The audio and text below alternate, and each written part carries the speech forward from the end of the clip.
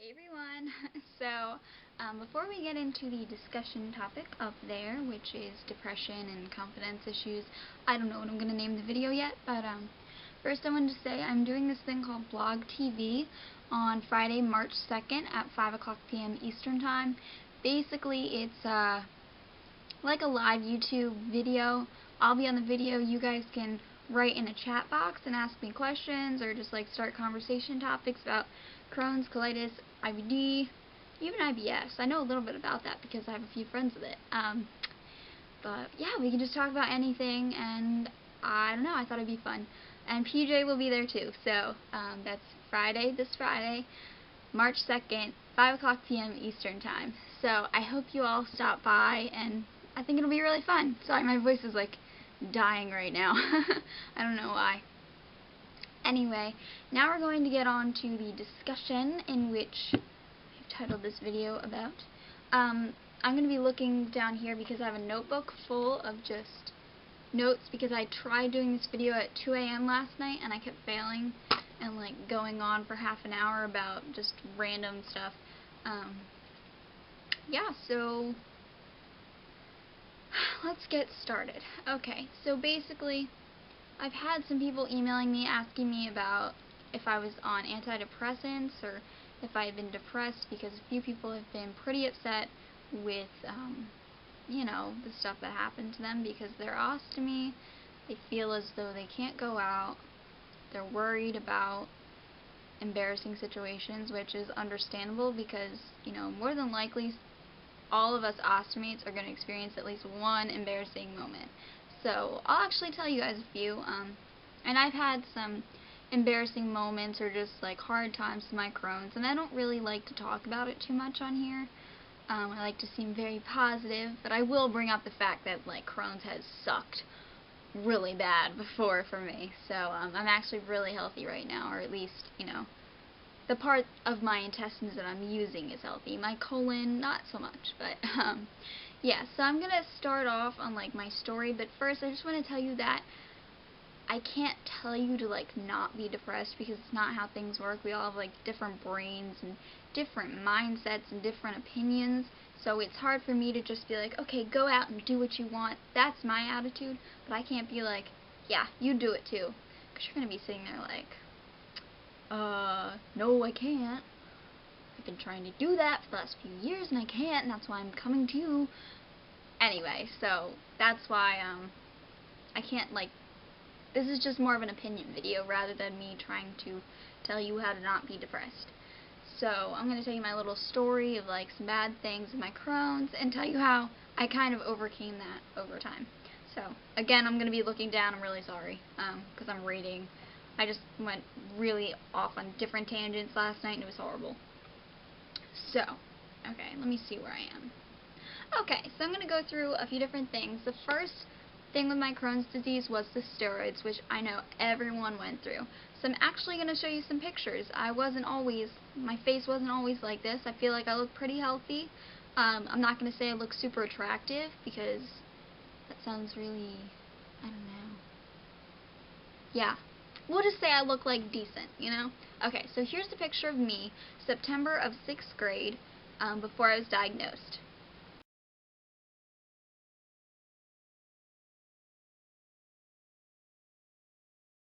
Yes, okay.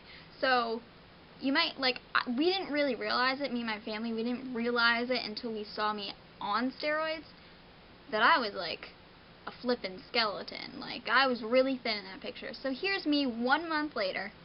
I did the retake pictures for school picture day. Here is me 1 month later on steroids.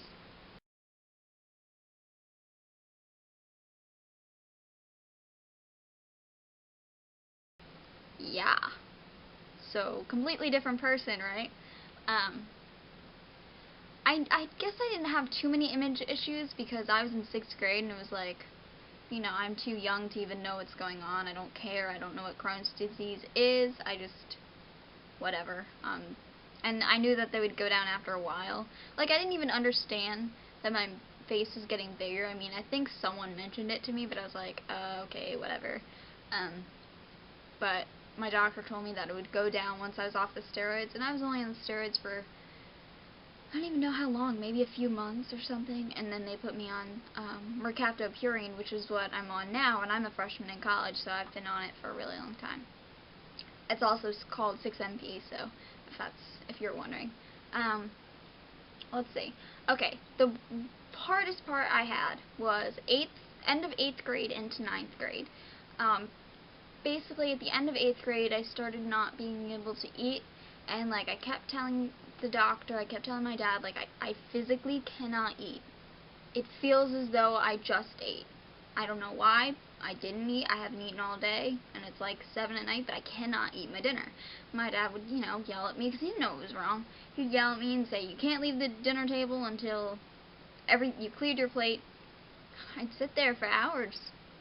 And then my doctor was telling me, you need to see a psychiatrist, we think you might be anorexic, and I was like, I don't think, I don't know if anybody's anorexic or not. I don't want to offend them, but I was like, I'm not anorexic. Like, I want to eat.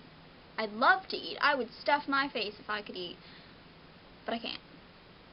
I feel like I'm going to throw up all over the place.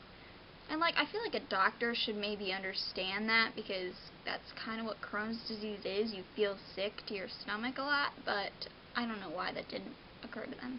But anyway, getting off of that,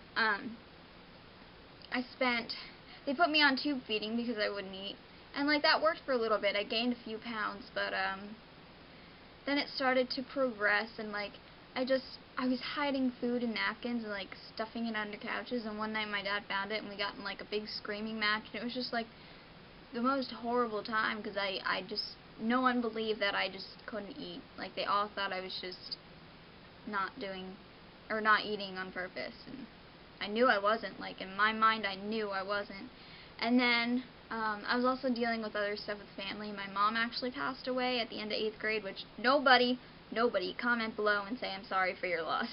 Because, seriously, like, it was something I had expected. I had prepared myself for a really long time. My mom was pretty sick for a few years, so I'm fine. And look at me, I'm fine. So I don't want you guys thinking, like, oh, her life sucks. That's what I feel like a lot of people think when they look at what happened. But I'm completely fine. Anyway, so that was happening. It was, like, a little rough on me. And then 9th grade came around, and I suddenly wound up in the ER. Thank God I did, because it proved everyone wrong. Went into the ER, and a week later, they finally figured out what was wrong. Dr. Matei at Children's Hospital, he was the one who saved my life, because we told everyone there, and no one knew what was wrong. He was the one who came into my room, introduced himself, and he goes, okay, let me check it out. So he had to actually put his hand up there, and he barely went in, and I screamed. I literally just, stop it! And he goes, okay, I know what's wrong. Let's get you in the ER, or not the ER, the OR, and we'll get it taken care of. Basically, I had to get the anal dilatation, and that was when we found out I had the narrow spot in my colon. Basically, I hadn't gone to the bathroom, like, for real in a long time, like 3 months, and I hadn't realized because it was just, I was so used to it, I just didn't know that that wasn't normal for Crohn's people. And, yeah, we got me in the OR that night, and I came out of surgery, woke up, and I went to the bathroom for the first time in months. We won't go into that, but basically, let's just say I was ordering room service that night. I probably did it 3 or 4 times. I had eaten like I never had before, and when I went home, I was eating breakfast, which was strange. Like, I don't even eat breakfast now, but, like, back when I first had that done, it was like the moment of truth. I finally could say to my doctor, I said, you didn't know it was wrong? No one believed me. I was backed up to my throat. How the heck am I supposed to stuff food on top of that? I don't know. You tell me. But no one listened to me. I'm not crazy. Anyway, see, I wasn't anorexic. I started stuffing my face right after. But, so, that was a very rough time. And I just felt very alone. And there was another thing I forgot to mention. Before I had the anal dilatation, or dilation, however they say it, I had this thing called anal leakage. Basically, it was like diarrhea leaking out of me. And being a freshman in high school, and, like, you have a gym class and all of that, it was not a good time. I was very unhappy. I wouldn't say I was depressed, but one morning I finally just came down the stairs bawling my eyes out. I was like, Dad, I don't know what's wrong. I don't know. Something needs to change because I can't keep doing this. And of course I had the stomach aches on top of that, which just made everything fantastic. But after they had the dilatation, everything was fine, until junior year, when I started getting more strictures throughout, like, my small intestine and my ileum and my colon, like higher up in my colon now. So going into surgery just to get those pieces out and having someone tell you, 1 in a million chance, and I felt like a psychic, because I remember staying in my dad's bedroom and saying, I feel like I should prepare for an ostomy. I feel like that might happen to me. He goes, no, you heard your doctor, 1 in a million chance. It's not going to happen.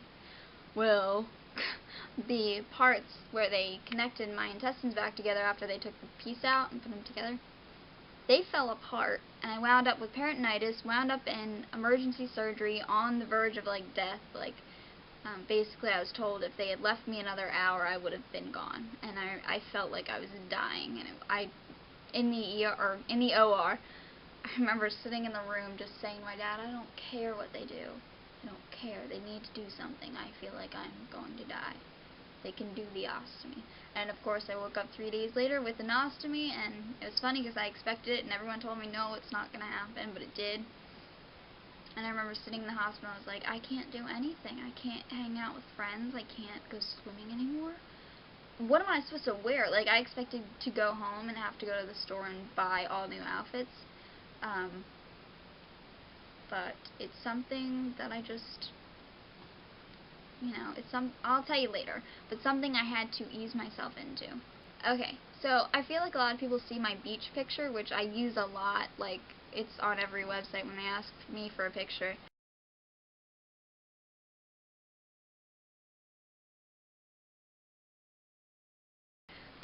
Where it's me and PJ at the beach, and I have my bikini on and my zebra duct tape bag, and I feel like people see that as the image that I always have been.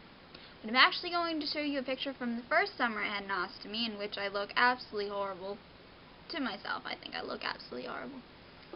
And I was actually wearing a t-shirt that did not match my bathing suit, and I was just super embarrassed that I had an ostomy, and I couldn't show people. But I was still like, I'm gonna go swimming. I can't just stop, because, like, I just love the beach. I love the ocean. I love swimming.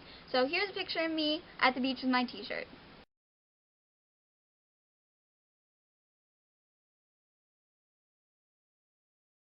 Yeah, not so good. I think my duct tape bag is better than that. But what happened after I got out of the hospital for the ostomy?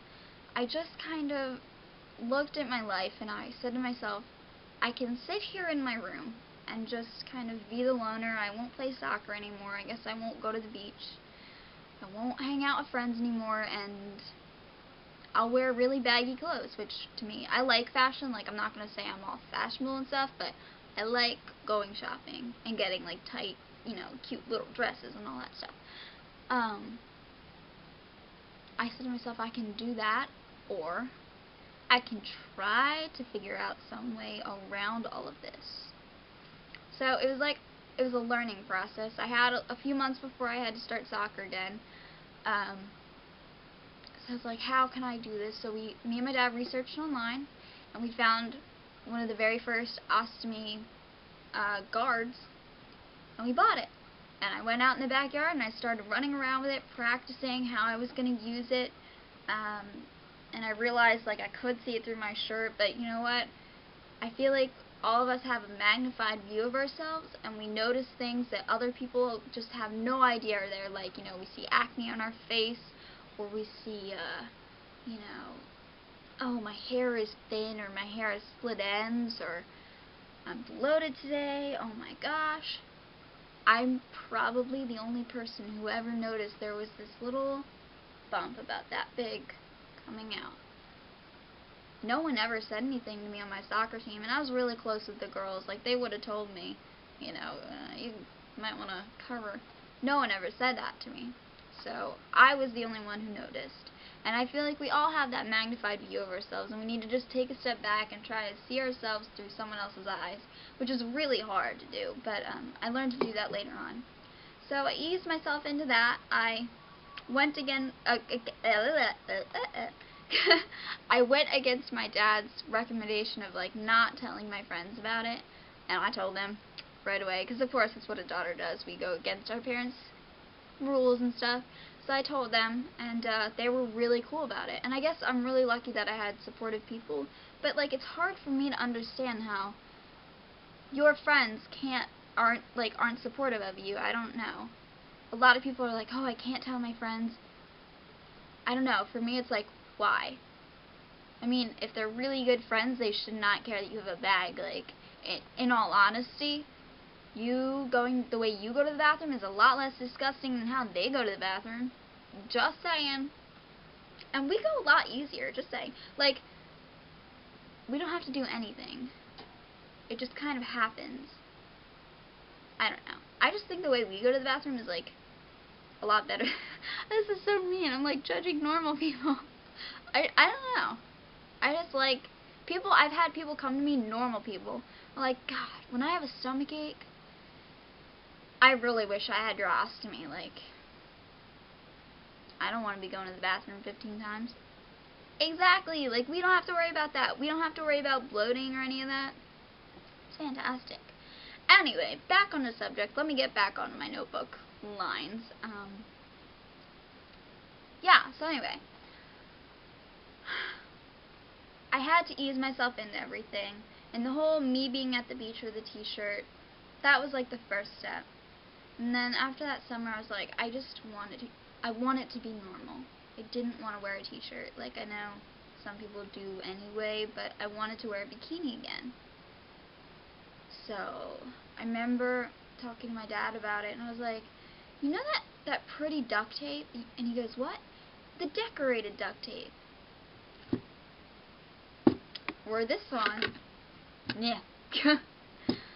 I was like, Dad, where can I find that? Can I get that at, like, Joann's or something? He said, yeah, probably. So I bought my first one, and that day I made my video. And that was the duct tape video that I put up, and that was the first day I ever went on a beach without a t-shirt on, with my ostomy. And I'll tell you right now that I had little kids staring at me like they will, but not because they're, what a freak. It's more of they're curious. People look because they're curious. And I had one woman come up to me, and she said, I wish I had known that you could decorate your bag. I used to have an ostomy when I was younger. And that would have been so helpful if I had that. And it made me feel so fantastic. I was like, finally, I figured out something that looks good. And yeah, people are going to be curious about it, but it lets me live my life and makes me feel more normal. So, that was a big step. And I'll also talk about 6 months after I had my surgery, I met someone else through my friend Shauna, who, if you went to IBD Day, which was today, she was on the panel. So Shauna was, she introduced me to somebody who has an ostomy, and I saw how comfortable that person was with themselves. Like, I was always worried my ostomy would peek out of my shirt and I'd be like, oh my gosh, did they see? But that person's like, just chill, like. And I realized, I looked at him and I was like, I don't judge him at all for having one. So why would people think weirdly about me? Like, I never looked at him and was like, yeah. I don't know. It's my own view. I tried to put myself in someone else's shoes and see how they would see me.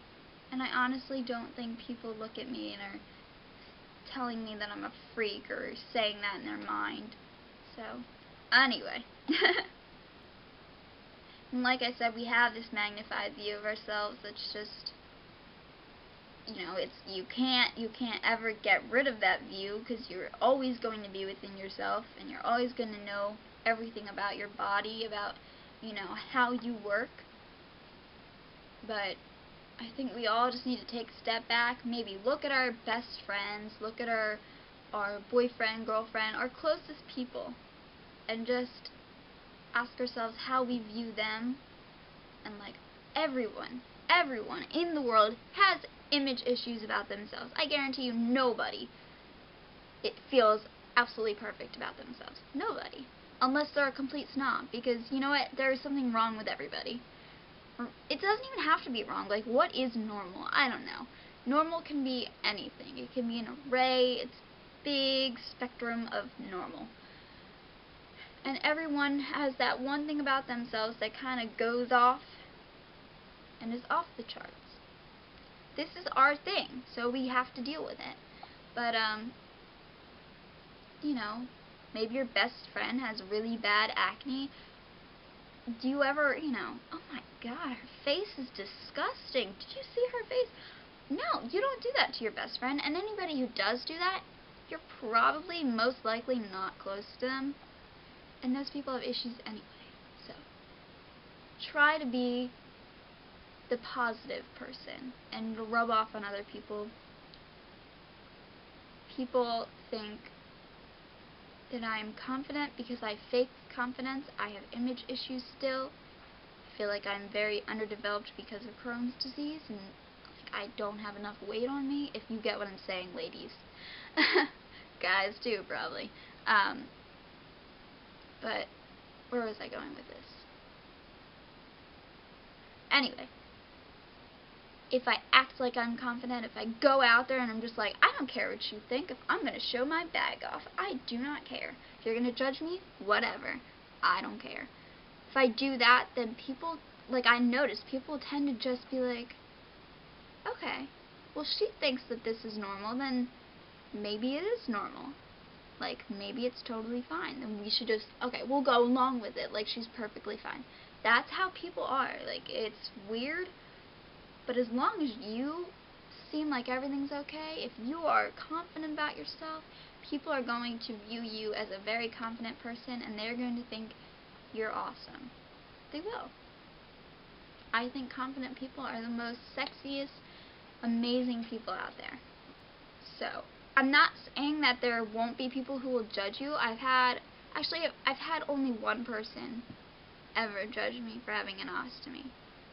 And, well, it was after I developed my new attitude, and I basically told that person off. Not like that. I didn't curse them out or anything. But no, I said to them, there are people who message me all the time saying that they don't go out anymore. They don't have friends. They're afraid to tell people that they have an ostomy, so they don't live anymore. And they're afraid because of people like you who judge them. And this person was like, oh, I'm sorry, you know, tell me about it. Like, what is this? Tell me about this disease and how it works. And I did.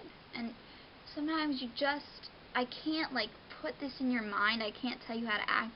Sometimes you just need to force yourself to just be confident. Just live your life and not worry about what other people think. And it's so corny because you hear that all the time. You're like, oh yeah, okay, well that's easier said than done. It's something you have to force yourself into. I eased myself into this world of just not caring. It's weird, but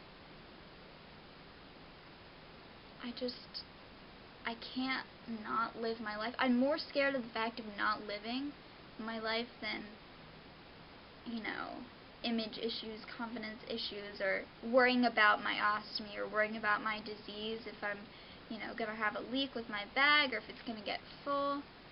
You just deal with one thing as it comes, and take things as they come. And that's all I can do. There's one person who emailed me saying how they wanted to go camping again, and they felt like they couldn't because their bag would get full or something. There are ways around that, and you can do it. You can go camping again. You can live that outdoor life. Just think thoroughly, be prepared, bring those extra bags along with you. You can get the non-emptying kind, where you just throw out the whole bag and attach a new one. There are ways that you can change your bag without any water. Trio Healthcare products, that's what I do now. I don't use water at all. There are ways around it. You just need to think thoroughly, be prepared, do your research, and you'll be able to live your life maybe a little bit differently than how you did before your ostomy or your disease or anything, but as long as you're prepared and you feel like you can handle any situation, and you just kind of, and if you feel like people are judging you, if you kind of just take that step back maybe and try to see yourself through their eyes, hopefully you'll realize that people don't see what you're seeing about yourself. So basically, this is what I'm saying, and I have it written down here. Okay, look for the positives in what you have. For instance, with an ostomy, you never get bloated, or rarely do. I rarely get bloated. Normal people do all the time. I'm like, psh, I don't have to deal with that. Look for the positives, and force yourself to do what you want with yourself. Just try anything. Ease yourself into your new world and do what you want to do. So, basically, do your thing and live your life. And that is the end. So hopefully, you now have a view into my life of not caring and just doing whatever I want and craziness and yeah. So, hopefully you enjoyed this video, and I'm really sorry it's probably really long and really nonsensical, if that's a word. And yeah. Okay. Well, watch my blog TV thing. It'll be lots of fun. Or just come by. You don't have to watch. Just stop by and say hello. I don't know. We can meet each other. Anyway, guys, I hope you enjoyed this video or found something, some source of inspiration in it. Yeah, and I'll see you guys later. Ask any questions at all. Email me at letstalkibd@yahoo.com. Alright, I'll talk to you guys later. Bye.